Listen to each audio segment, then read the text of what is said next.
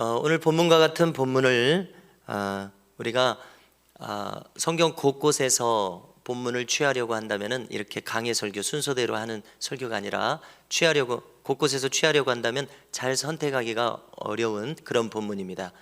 왜냐하면은 주님께서 병을 고치시고 또 악한 영을 쫓으신 이것은 사실인데 이것을 비유로서 해석할 수도 없고 있는 사실을 다뤄야 되기 때문에 이것을 집중해서 다 자주 다룬다는 것은 저로서도 쉬운 일은 아닙니다.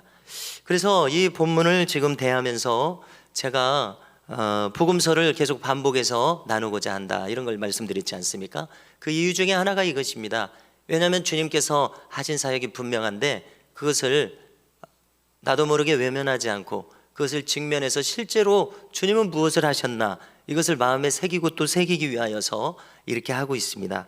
그래서 참으로 우리가 꼭 알아야 되고 또 주님의 일을 신비에 새긴다는 측면에서 꼭 다뤄야 되는 귀한 본문이 나왔다고 생각합니다.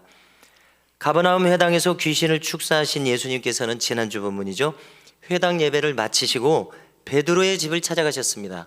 그러니까 베드로의 집이 가버나움 시내에 또 회당 인근에 있었다는 것을 우리가 알 수가 있죠. 그런데 여기 그가 장모님과 함께 머물렀던가 봅니다. 그의 집에 갔을 때에 그의 장모가 중한 열병으로 누워 있었습니다. 제가 생각할 때 회당에서 예수님의 이적을 목격한 베드로가 제자로 부름을 이미 받았는지 아니면은 앞으로 받을 예정인지는 모르겠습니다. 그것까지는 여기서는 알 수가 없는 것 같아요. 제자일 수도 있고요, 제자가 되었을 수도 있고요. 아무튼 가버나움 회당에서 주님의 이적을 목격한 베드로가 제가 생각했을 때는 자기 장모님이 지금 누워서 앓고 계시니까 예수님을 모시고 가면 나을 수 있겠다, 이런 생각을 했을 것 같아요. 그래서 자기 집으로 모시고 갔습니다.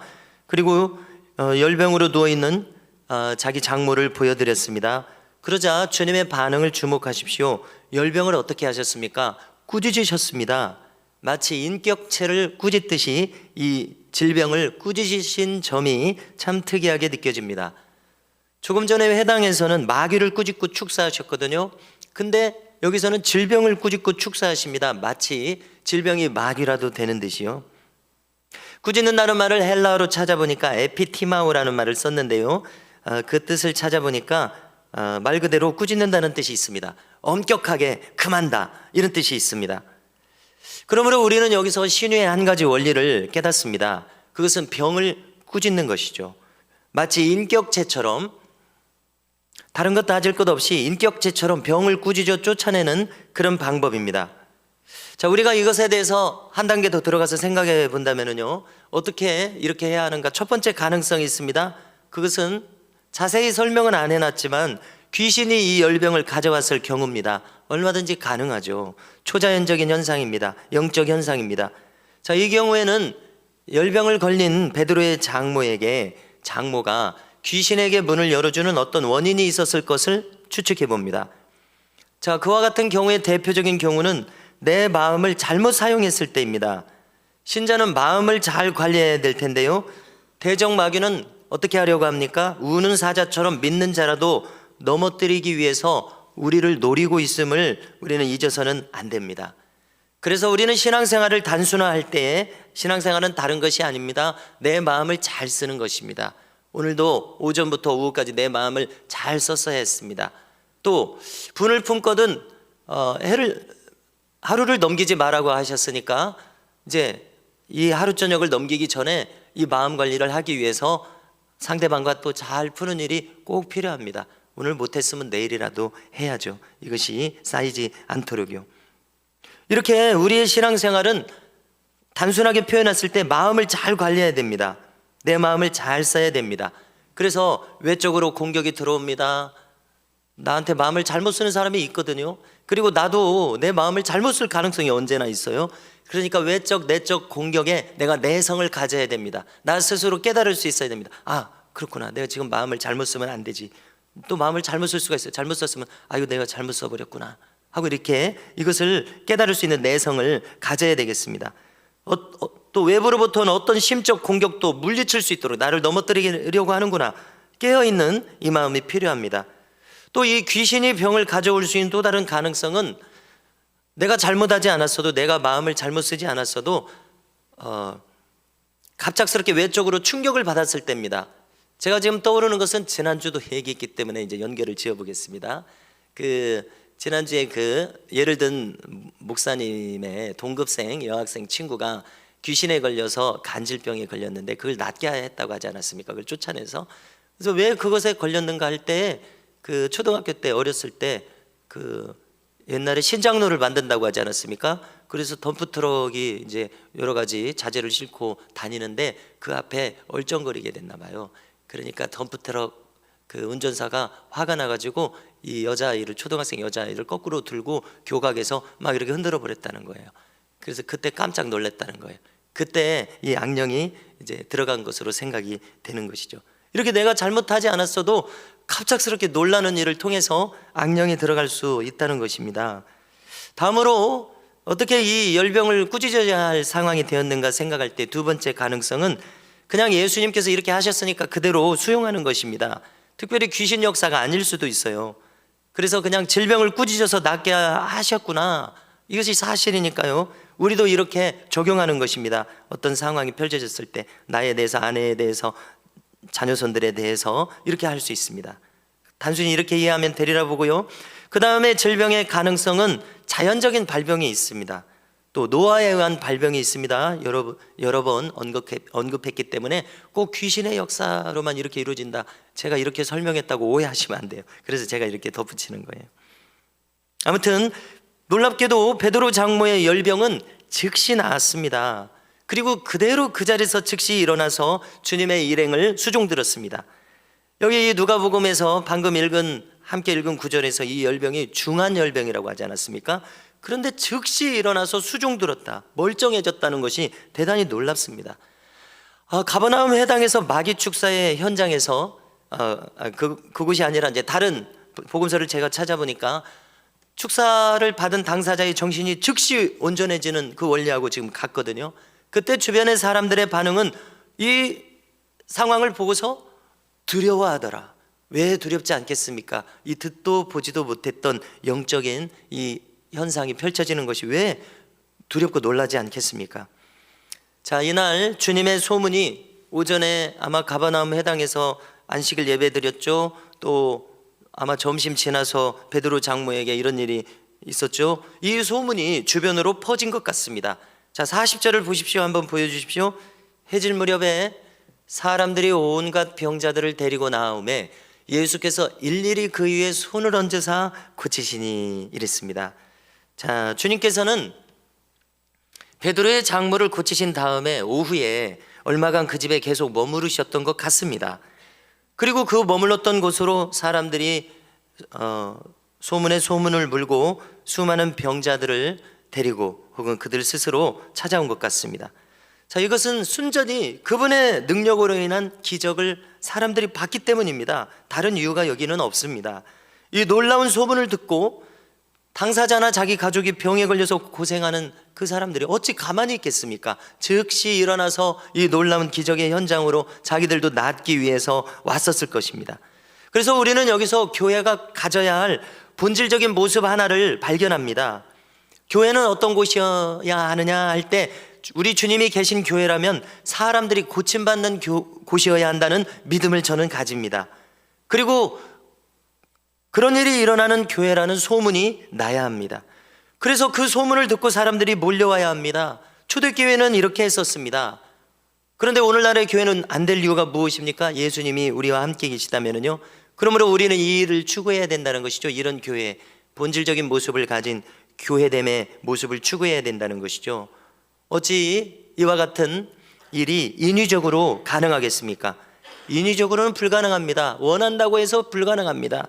오직 초대교회처럼 진짜로 성령의 역사가 있어야 됩니다.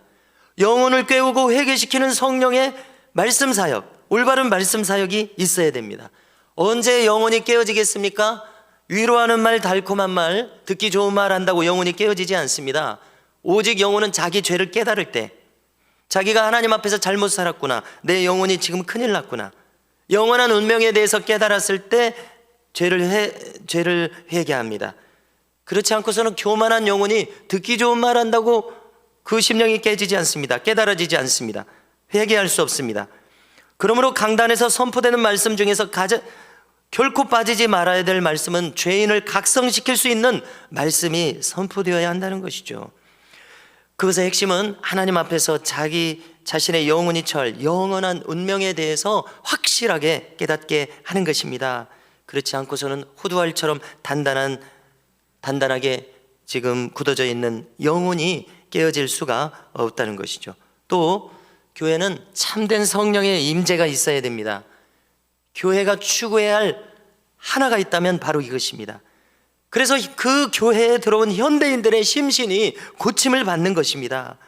그러므로 교회는 어떻게 해야 됩니까? 성령께서 역사하실 것을 추구하기 위해서 자신을 끊임없이 준비해야 한다는 것입니다. 각 개개인이 준비해야 됩니다. 온 교회가 준비해야 됩니다. 그것은 어떻게 준비합니까? 다른 것이 아닙니다. 당연히 말씀과 기도죠. 실제로 기도하는 것입니다. 실제로 말씀으로 충만해지는 것입니다. 만일 교회가 이것을 중단한다면 그 교회는 주님께서 기뻐하시고 인정하시고 사용하실 수 있는 교회가 되기가 어렵다고 생각합니다. 수많은 사람들이 지금 몰려왔습니다. 주님은 어떻게 하셨습니까? 일일이 손을 얹고 고치셨습니다. 여기서 주님께서 안수기도를 하신 것인데요, 안수기도는 무엇입니까? 자, 그를 돕고자 하는 사람이 그에게 손을 대는 것이 안수기도인데요, 안수기도는 어떤 의미를 가지냐는 것이죠. 성령께서 역사하실 접촉점이 됩니다. 물론 눈을 바라보고 그를 사랑하는 마음으로 그를 상대해서 말로도 기도로도 할 수 있겠죠. 할 수 있을 것입니다. 그것도 접촉이 될 것입니다. 그러나 안수라는 이 구체적인 행동을 통해서 사역자는 그를 사랑하는 것을 나타내고요, 그 다음에 당사자도 무엇인가 나에게 오는 것이잖아요. 사역자의 사랑도 오고 사역자의 손길도 오고, 이것을 통해서 직접적으로는 성령께서 역사하시는 접촉점이 된다는 것입니다. 그러므로 안수는 대단히 중요한 것입니다. 교회에서 안수 사역이 있어야 돼요. 제가 늘 하고 싶은 것이 안수 사역이에요. 저를 준비해서. 왜냐하면 제가 고치는 것이 아닐 것이거든요. 성령께서 고치는 것일 것이거든요. 그래서 이것이 교회 안에서 보편적인 사역이 되어야 함을 저는 믿고 있습니다. 기도는 실패가 없습니다. 기도는 실패가 없다는 것을 우리는 알아야 되겠습니다. 왜냐하면 기도는 보이지 않는 영역에서 역사하기 때문에 그렇습니다. 또 기도는 시간을 초월합니다. 지금 고쳐지지 않는다고 해서 기도가 소용없는 것이 아니라는 것을 우리는 이것을 알고 있어야 돼요. 보이지 않기 때문에 믿음을 가져야 돼요. 그렇죠? 하는 족족 내 뜻대로 다 이루어지면은 믿음을 가질 필요가 없어요. 다 이루어질 것이기 때문에, 즉시 이루어질 것이기 때문에. 왜 믿음이 필요합니까? 하나님의 때가 있기 때문에 그렇습니다. 또 하나님은 어떤 계획에서 어떤 사람은 즉시도 고쳐주시지만 어떤 사람은 즉시 고쳐주시지 않는, 알 수 없는 하나님의 계획과 시간표가 있기 때문에 그렇습니다. 보이지 않을지라도 우리는 믿음을 행사하는 법을 배워야 됩니다.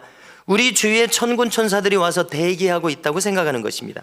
내가 믿음을 사용하고 안수하면 천군 천사들은 성령의 역사를 일으키기 위해서 성도의 행함에 수종드는 그런 존재들입니다. 그래서 이렇게 우리는 하나님께서 일하시도록 우리 자신을 그분께 맡기고 믿음의 행위들을 이어가야 한다는 것입니다. 이제 41절을 보십시오. 한번 보여주시면은요, 여러 사람에게서 귀신들이 나가며 소리질러 이르되 당신은 하나님의 아들이니이다. 예수께서 꾸짖으사 그들이 말함을 허락하지 아니하시니 이는 자기를 그리스도인 줄 알미러라. 아멘. 자, 주님께서 지금 다루시는 환자들은 여러 종류였습니다. 각색 질병 걸린 사람들이 있었을 것을 우리가 충분히 추측할 수 있죠. 그런데 이 사람들 중에서 여러 사람들에게서 귀신 축사가 지금 이루어졌습니다. 그 모습은, 그 현상은요, 그들이 소리를 지르고 있어요. 소리를 지르면서 나가는 현상이었습니다. 이것을 상상해 보십시오. 그리고 분석해 보십시오. 주님의 영적인 파워가 그들에게 고통을 준다는 것을 우리는 알 수 있습니다. 이것이 나타난 현상이니까요. 그러므로 우리는 지금 이렇게 기록되어 있는 성경을 잘 봐야 됩니다. 그래서 무엇을 알아야 됩니까? 영적 세계에서는 엄청난 힘의 격차가 있다는 사실을 우리는 알아야 됩니다. 우리는 주님을 의지하는 자들이니까요. 그래서 두려워할 필요가 없습니다. 주님의 엄청난 영적 권세에 우리가 편승해 있습니다. 그렇기 때문에 마귀를 두려워할 필요가 없다는 것이죠. 이렇게 말씀을 나누면서 우리를 지금 준비하는 것이에요. 연단하는 것이에요. 언제 우리에게도 이런 일이 실제로 있을지 모르기 때문에 그렇습니다. 그래서 이제 두려워하지 않을 이유는 영적 파워에 엄청난 격차가 있다는 것입니다. 저 악한 영들은 소리 지르며 나가야 할 정도로 엄청난 고통이 그들에게 가해진다는 것이죠. 이것은 실제적인 힘입니다. 우리는 주님께 속해 있는, 당연히 속해 있는 자들이므로 두려워하지 않아야 되고요. 귀신 축사는 이 힘이 작용하는 그 범위 안으로 들어가는 것임을 우리는 알아야 됩니다. 그래서 우리가 이렇게 사용되기 위해서는 어떻게 해야 되겠습니까? 사역자와 온 교회가 이 사역으로 들어가려면 이 사실을 알고 자신을 준비해야 한다는 것이죠. 주님이 말씀하신 대로 기도와 금식 외에는 이런 유가 나갈 수 없다고 하셨으므로 보이지 않는 존재와의 이 실제적인 싸움에서 이기려면 나도 실제적으로 힘을 가져야 돼요. 그래서 내 힘의 수위를 높여야 돼요. 그러니까 기도에 힘쓰는 것입니다. 이것이 나를 준비하는 것입니다. 교회를 준비하는 것입니다. 영의 세계이기 때문에 희망사항으로 이루어지지 않아요. 실제 힘이 작용해야 됩니다. 그래서 우리는 이걸 준비해야 됩니다. 자, 이 내용을 제가 대했을 때 제가 지난 3일간 금식을 했어요. 금식을 한다고 하지 않았습니까? 그래서 제가 금식을 하려는 것은 금식에 대한 이제 자신감을 어느 정도 이제 가졌기 때문에 하는 것인데, 왜 제가 하려고 하냐 할 때에 준비하기 위해서입니다. 준비하기 위해서, 이와 같은 사역을 앞으로 할 수도 있기 때문에 나를 준비시키기 위해서 힘을 비추게 놓는 것이죠. 미래를 위해서입니다. 자, 교회는 어떻게 시작했습니까? 한 사람의 하나님의 사람으로부터 시작했습니다. 수가 많다고 해서 하나님이 기뻐하시는 것이 아닙니다. 준비된 그 한 사람을 사용해서 자신의 일을 이루어 가시는 분이 바로 하나님이십니다. 마귀는 수가 많다고 해서 두려워하는 것이 아닙니다. 성령으로 충만해서 준비된 그 한 사람으로 인하여 두려워하며, 그 힘이 실제적으로 준비되었을 때 마귀는 소리를 지르며 고통 중에서 떠나가도록 되어 있다는 것을 우리는 이 본문을 통해서 확인하게 되었습니다. 자, 그런데 여기서 특별한 점 한 가지가 있어서 우리의 이목을 끌고 있습니다. 그것은 무엇이냐면은, 자, 이 악령이 소리를 지르면서 나아갈 때 당신은 하나님의 아들이니이다, 이렇게 소리를 지르면서 나가고 있습니다. 귀신 들린 당사자들은 이것을 모르고 있는데, 모르고 있죠, 당연히 자기들은. 그런데 이 속에서 역사하던 귀신들은 그 당하고 있는 당사자들의 입을 빌려서 이렇게 말하고 있는 겁니다. 당신은 하나님의 아들이니이다. 이것은 우리에게 무엇을 알려줍니까? 영적인 세계에서는요, 악한 영들이 주님이 누구신지 단번에 알게 된다는 것을 우리에게 알려주고 있습니다. 영적 세계에서는 주님이 누구신지가 단번에 드러나요. 자, 정확히 말해서 실제하지만 보이지 않는 세계 속에서 주님은 그분의 위엄과 권위가 분명하게 나타난다는 것을 알 수 있습니다. 주님은 혹시 지금 허름한 옷을 입고 계십니다. 인간의 몸을 입고 계십니다. 이 상태에서는 엄청난 주님의 영광이 좀 축소되어 있기 때문에 바리새인들은 어떻게 하죠? 주님을 업신여깁니다. 배움이 없다고 조롱합니다. 비웃습니다. 그러나 보이는 영역에서는 그렇지만 주님의 영광이 엄청나게 지금 축소되어 있기 때문에, 가려져 있기 때문에, 그러나 보이지 않는 영역에서는 주님의 엄청난 영광이 그대로 드러난다는 것입니다. 그러니까 이것들이 소리를 지르면서 이렇게 고통 속에서 뛰쳐나가는 것이죠. 쫓겨나가는 것이죠. 자, 이것은 우리의 현실 속에서도 마찬가지 원리로 작용합니다. 우리가 참된 교회를 추구할 이유가 여기 있습니다. 혹시 우리가 보이는 영역에서는 초라할지라도 보이지 않는 영역에서는 어떤 사람은 영적인 거목이 있습니다. 이것은 실제 하는 세계이므로 결코 감춰질 수 없습니다. 그러므로 우리가, 저를 비롯해서 우리 각 사람, 우리 미담교회가 추구할 바는 무엇입니까? 보이지 않는 영역에서 실제로 큰 자가 되는 것입니다. 할렐루야. 자, 어떤 영안이 열린 목사님이 이야기한 것을 제가 이제 듣고 기억하고 있다가 말씀을 드리고자 합니다. 자, 그 목사님이 자신의 경험을 이야기해요. 자신의 집회 현장에 이렇게 실제적인 영의 역사를 배우고자 하는 목사님들이 이제 몰려왔습니다. 그 중에 어떤 시골 목사님을 자기가 주목을 했습니다. 그런데 이분은 이제 영안이 열렸다는 것을 염두에 두시고 들어주십시오. 자신의 영적인 감각이 열려서 그 목사님에 대해서 분별하게 될 때에 하나님께서 그를 엄청나게 사랑하신다는 것을 알게 된 것입니다. 자기보다도 저 시골에 있는 무명의 좀 어쩌면 옷도 허름하게 입었을 그 목사님이 하나님이 엄청나게 그를 사랑하신다는 것을 자기가 대번에 영적 세계에서는 이렇게 대번에 알게 되는 것이잖아요. 알게 되는 것이죠. 그래서 사람들은 전혀 그의 존재를 모릅니다. 시골 구석에 몇 명 안 되는 성도들을 섬기고 있을지 모릅니다. 그러나 하나님 보실 때는 보이지 않는 영역에서는 엄청나게 하나님께서 크고 귀하게 여기는 분일 수 있다는 것입니다. 자, 그런가 하면 비슷한 사례가 있는데요. 자, 지난주 제가 다녀온 세미나에서 직접 들었습니다. 그 박보영 목사님도 강사라고 했는데요. 이분도 멘토 전도사님이 계셨더라고요. 그분도 70이 넘어서 은퇴했는데 그 위에 또 멘토 전도사님이 계시는 거예요. 그런데 이분이 은퇴하시기 전에 그분이 깊이 기도를 하는 영적인 분이니까 이제 물어본 겁니다. 그러면은 이제 영적인 세계를 경험하시니까 우리가 이름을 알 수 없는 수많은 분들이 이런 세계를 경험하는 것 같아요. 그리고 그런 분들끼리 이렇게 알게 되는 것 같고요.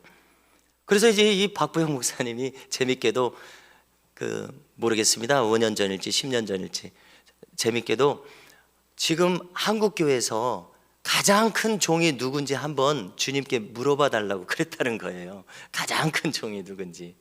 근데 이 여전도사님이 기도할 때마다 깜빡 잊고 그걸 못 물어보는 거예요, 주님에게. 그러니까 이제 한 번은 이번에는 꼭 물어봐 주십시오 하니까 물어봤다는 겁니다. 그래서 이제 이름난 여러 목사님들이 있을 것 아닙니까? 그래서 뭐 그런 분들 중에 한 분 이름이 나오겠거니 생각을 했는데 뭐라고 하시냐면은 이번에 주님이 저에게 뭔가를 보여주셨는데 이름난 그런 분들 중에 있는 것이 아니라 저 전남, 그리고 전남의 저 외딴 섬, 그곳에는 어떤 한 목사님을 보여주시는데 지금 한국에서 이 목사가 가장 큰 나의 종이다, 이렇게 이야기를 하셨다는 거예요. 그러면 이제 그 내용이 궁금하지 않습니까? 그래서 어떤 내용이냐면요, 이분은 신대원을 졸업하실 때 아무도 가지 않는 곳을 자기가 가기를 원했었습니다. 그래서 아무도 가지 않는 곳을 찾아보니까 저 외딴 섬이 아무도 가지 않는 곳이었습니다. 그래서 이제 자기가 와서 목회를 하는 것입니다. 많은 분들을 섬기는 것도 아니죠. 근데 섬기고 있는데 결혼하면 이제 자기가 나갈 것이라고 생각을 해서 결혼을 해서 이제 나가려고 하는데 못 나갔다는 겁니다. 왜냐하면은 올 사람이 없기 때문에 자기가 이제 결혼해서도 머물러 있었어요. 그러면 아이들을 낳으면 이제 내가 나가야겠다 생각하고 이제 나가려고 마음을 먹는데 올 사람이 없으니까 또 주저앉은 거예요. 그다음에 아이들이 이제 그럼 대학에 갈 때쯤이면 내가 나가야 되겠다 하고 하는데 또 올 사람이 없는 겁니다.